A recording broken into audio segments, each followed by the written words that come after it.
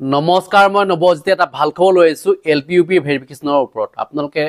হয়তো বহুতে এই খবৰটো লাভ কৰিছে কিছু সংখ্যকে হয়তো পোৱা নাই যিসকল পিডব্লিউডি কেণ্ডিডেট তেওঁলোকৰ কাৰণে এই ভাল খবৰটো আহিছে আৰু লগতে মই যিসকল মানে জেনেৰেল ধৰক মানে তেওঁলোকৰ পিডব্লিউডি তেওঁলোকৰ সাৰ্টিফিকেট নাই বা তেওঁলোকৰ স্পৰ্টছৰ সাৰ্টিফিকেট নাই কালচাৰেল সাৰ্টিফিকেট নাই বা তেওঁলোকৰ এনসিসি সাৰ্টিফিকেট নাই তেওঁলোকৰ ভেৰিফিকেশন বৰ্তমানলৈকে হোৱা নাই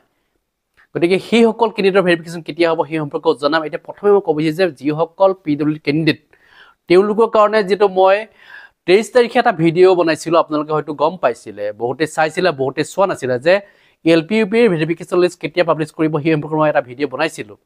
আৰু তাত বহুতে বিভিন্ন ধৰণৰ মন্তব্য কৰিছিলে যে আপোনালোকে এনেকুৱা ধৰণৰ ইনফৰমেশন দি থাকে কিন্তু কোনোদিন ভেৰিফিকেশন লিষ্ট পাবলিশ নহয় কাৰণ এনেকুৱা ধৰণৰ ভিডিঅ' বহুতে বনাই থাকে যে ভেৰিফিকেশন লিষ্ট পাবলিশ হ'ব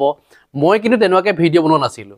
যে আজি পাবলিশ হ'ব এনেকুৱাকে ভিডিঅ' মোৰ ওচৰত তেনেকুৱাকে নাই আপোনালোকে দেখাই দিব পাৰে যদি আছে তেনেকুৱা ধৰণৰ বহুত ভিডিঅ' ভেৰিফিকেশন লিষ্টক লৈ পেলাই মই তেনেকুৱা বনোৱা নাই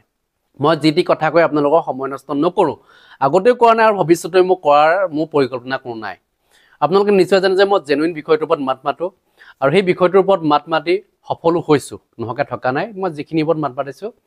এতিয়া ভেঞ্চাৰ শিক্ষানুষ্ঠানৰ সম্পৰ্কত মই বহুকেইটা ভিডিঅ' বনাইছিলো আপোনালোকে নিশ্চয় জানে যিসকল চোৱা আপোনালোকে চাব পাৰিব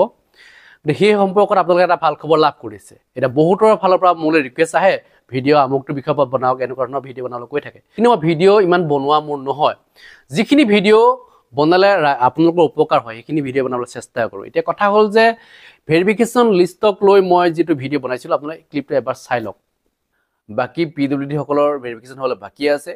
আৰু তেওঁলোকৰ ভেৰিফিকেশন হ'ব আৰু লগতে যিসকলৰ ইতিমধ্যে যে যিসকল জেনেৰেল কেণ্ডিডেট তেওঁলোক যিসকলৰ পিডব্লিউডি সাৰ্টিফিকেট নাই বা কালচাৰেলৰ সাৰ্টিফিকেট নাই বা স্পৰ্টছৰ সাৰ্টিফিকেট নাই বা যিসকল জেনেৰেল কেণ্ডিডেট তেওঁলোকৰ ভেৰিফিকেশন হ'বলৈ বাকি আছে আৰু তাৰ কাৰণে ইতিমধ্যে লিষ্ট খুব সোনকালে পাবলিশ কৰিব মই জনামতে ফেব্ৰুৱাৰী প্ৰথম সপ্তাহতে প্ৰকাশ কৰিব লাগে বা যদি প্ৰথম সপ্তাহত প্ৰকাশ নকৰে কিন্তু একাংশ প্ৰাৰ্থী হয়তো এই ক্ষেত্ৰত হয়তো ডিডব্লিউ চলে হয়তো যাব পাৰে কাৰণ বহুতেই কৈ আছে যে 4550টা পদৰ যেটো অনলাইন আবেদন প্ৰক্ৰিয়া 15 ফেব্ৰুৱাৰী তাৰিখৰ পৰা যেটো আৰম্ভ হ'ব তাৰ আগতে যদিহে মেৰিট লিষ্ট প্ৰকাশ নকৰে এলপিইউপিৰ 5550টা পদৰ তেতিয়া হলে কিন্তু অভাৰলেপিং হ'ব কাৰণ বহুতেই 4550টা পদত এপ্লাই কৰিব কাৰণে হাজু হৈ আছে আপোনালোকে নিশ্চয় শুনিলে কথাখিনি যে মই কি বুলি কৈছিলো যে এলপিইউপিৰ ভেৰিফিকেশন লিষ্টটো আপোনালোকৰ ফেব্ৰুৱাৰী মাহৰ প্ৰথম সপ্তাহতে প্ৰকাশ কৰিব বুলি কৈছো আৰু যি আপোনালোকে জানে যে এতিয়া পিডব্লিউডি সকলৰ ক্ষেত্ৰত মই কৈছিলো যে তেওঁলোকৰো সোনকালে পাবলিশ কৰিব বুলি কৈছিলো কাৰণ তেওঁলোকৰ আগত হ'ব তাৰ পিছতে এই সকলৰ যি সকলৰ না তাত বহুখিনি কেণ্ডিডেট যেটো আছে ইয়াতো কম কেণ্ডিডেট এতিয়া 198 গৰাকী প্ৰাৰ্থীৰ তালিকা ইতিমধ্যে প্ৰকাশ কৰিছে আৰু সেই তালিকাত বহুতৰে ধৰক এতিয়া নাম আছে বহুতৰে নাম নাই কোন সকলৰ নাম নাই যি সকল নেকি 40% তেওঁলোকৰ ডিজেবল সাৰ্টিফিকেট তেওঁলোকৰ নাই পূৰ্বৰ তেওঁলোকে এপ্লাই কৰিছিল সেই সকলক বঞ্চিত কৰা হৈছে প্ৰায় 66 জন মান কেণ্ডিডেটক বঞ্চিত কৰা হৈছে আগতে সেই সকল প্ৰাৰ্থীয়ে এপ্লাই কৰিছিল এবাৰো কৰিছিল কিন্তু তেওঁলোকৰ ৰখা নাই কাৰণ তেওঁলোকে বাৰে বাৰে বঞ্চিত হোৱাৰ পিছতো তেওঁলোকে আকৌ এপ্লাই কৰে কাৰণ তেওঁলোকৰ মাৰ্কসটো কম আছে তেওঁলোকে পিডব্লিউডি সাৰ্টিফিকেট কেনেবাকে ফেককে উলিয়াই মেলি তেওঁলোকে এপ্লাই কৰে কিন্তু লাষ্টত কি জিএমচিএছত ধৰা পৰে এনেকুৱা বহু কেণ্ডিডেট আছে তেওঁলোকৰ ফালৰ পৰা মোক বলে ফোন আহে যে এই বিষয়টোৰ ওপৰত কিয় আপুনি কৈ আছে যে আমি যিসকল ফ্ৰড হয় তেওঁলোকে মানে কৈ থাকে যে তেওঁলোকে কমেন্টত সমালোচনা কৰে বিভিন্ন মন্তব্য কৰে গতিকে সেই সকলক বঞ্চিত কৰিবৰ কাৰণে মই বহুতবাৰ কৈছো যে তেওঁলোকক বঞ্চিত কৰিব লাগে কাৰণ তেওঁলোক ৰিয়েল নহয় ফেক সকলক ৰাখিব নালাগে যিসকল প্ৰকৃততে পিডব্লিউডি কেণ্ডিডেট তেওঁলোকৰ 40% ডিজেবিলিটি আছে তেওঁলোকক ৰাখিবৰ কাৰণে ইতিমধ্যে আমি জনাই আছিলো ভিডিঅ'সমূহত আৰু অৱশেষত সেইটোৱে কৰিছেগে যিসকল জেনুইন কেণ্ডিডেট যিসকল মানে কোনো ধৰণৰ গণ্ডগোল নাই তেওঁলোক প্ৰকৃততে ডিজেবিলিটি তেওঁলোকক ইতিমধ্যে এই লিষ্টত ভৰোৱা হৈছে প্ৰায় 198 গৰাকী প্ৰাৰ্থী আছে গতিকে সেই 198 গৰাকী প্ৰাৰ্থীৰে মাজত হয়তো তাতো হয়তো দুই এজন থাকিব তেনেকুৱা বহুত বেছি নোলায়গে হয়তো ফেক ওলাব তাৰ মাজতে হয়তো এটা 198 গৰাকী হয় তাৰ 30-40 জন মান হয়তো ওলাই যাব পাৰে এনেকুৱাকে যেটো তেওঁলোকৰ ডিজেবিলিটি সাৰ্টিফিকেটখন চেক কৰিব ভালকে সোৱাৰ পিছতে ওলাব কোনোবা এখন মেডিকেল কলেজে তেওঁলোকৰ 40% ডিজেবিলিটি আছে বুলি কলেই নহব জিএমচিএছে কি প্ৰুফ কৰিছে হেতুহে বিশেষকে ডিপেন্ড কৰিব এতিয়া ইয়াত কি আপোনালোকৰ ডকুমেন্ট লাগিব আৰু কেতিয়া আপোনালোকে ভেৰিফিকেশন যাব লাগিব সেই সম্পৰ্কে মই আপোনালোকক জনালে বিচাৰিছো যে 29-30 এই দুটা তাৰিখত আপোনালোক যাব লাগিব ভেৰিফিকেশ্যন কৰিবৰ কাৰণে ক'ত যাব লাগিব আপোনালোকে নিশ্চয় গম পাইছে জিএমচিএছত যাব লাগিব আপোনালোকে তাতে ভেৰিফিকেশ্যনৰ কাম কাজ হ'ব আপোনালোকৰ হ'ব আৰু তাৰিখটো মই কৈছোঁ আপোনালোকক 29-30 তাৰিখে আপোনালোকে যাব লাগিব আৰু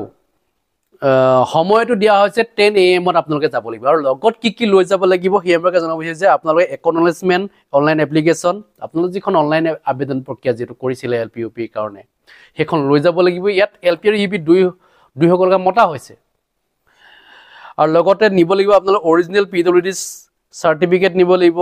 ইস্যুড বাই কমপ্লিট অথৰিটি ফালৰ পৰা যিখন আপোনালোকে অৰিজিনেল আপোনালোকে পিডব্লিউডি সাৰ্টিফিকেট লাভ কৰিছিল সেইখন লৈ যাব লাগিব ডুপ্লিকেট নিলে নহব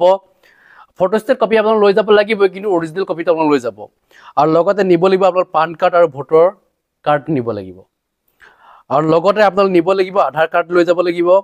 আৰু দুখন পাসপোৰ্ট সাইজ ফটোগ্ৰাফ লৈ যাব লাগিব আৰু নিব লাগিব আপোনালোকে অল আদাৰ ৰিলেভেন্ট ডকুমেন্ট মানে যিখিনি আপোনাৰ ডকুমেন্ট সেইখিনি লৈ যাব লাগিব গতিকে এইখিনি আছিল আপোনাৰ জানিবলগীয়া কথা কাৰণ আপোনালোকে জানে যে এলপিইউপিৰ মেৰিট লিষ্ট প্ৰকাশ কৰিবৰ কাৰণে ইতিমধ্যে সাজু হৈছে তাৰ কাৰণে আগতীয়াকৈ ভেৰিফিকেশ্যন লিষ্ট ইতিমধ্যে পাব্লিছ কৰিছে আৰু যিসকল ইতিমধ্যে জেনেৰেল কেণ্ডিডেট হওক যিসকলৰ এতিয়ালৈকে ভেৰিফিকেশ্যন হোৱা নাই তেওঁলোকৰ ভেৰিফিকেশ্যন হ'ব তাৰ কাৰণে মই জনাব বিচাৰিছোঁ যে আপোনালোকে ফেব্ৰুৱাৰী মাহৰ 1 তাৰিখৰ পৰা 7 তাৰিখৰ ভিতৰত আপোনালোকে ভেৰিফিকেশ্যন লিষ্ট পাই যাব আপোনালোকে ৱেবছাইটটো চেক কৰি থাকিব DW যিটো অফিচিয়েল ৱেবছাইট dw.assam.gov.in এই ৱেবছাইটটো আপোনালোকে চেক কৰি থাকিব হয়তো মই কৈছোৱে যে 1 ফেব্ৰুৱাৰীৰ পৰা 7 ফেব্ৰুৱাৰীৰ ভিতৰত প্ৰকাশ কৰিব বুলি কিন্তু আপোনালোকৰ তাৰ আগতে হয়তো প্ৰকাশ কৰি দিব পাৰে গতিকে এইকেইটা দিন আপোনালোকে যেটো DW অফিচিয়েল ৱেবছাইট চেক কৰি থাকিব এই ভাল খবৰটো হয়তো আপোনালোকৰ কাৰণে আহি যাব পাৰে গতিকে মোৰ ফালৰ এইখিনি জনাবলগীয়া আছে যদি কিবা ক'ব লগা আছে নিশ্চয় কমেন্ট সেকশ্যন লিখিব ধন্যবাদ জয় আশা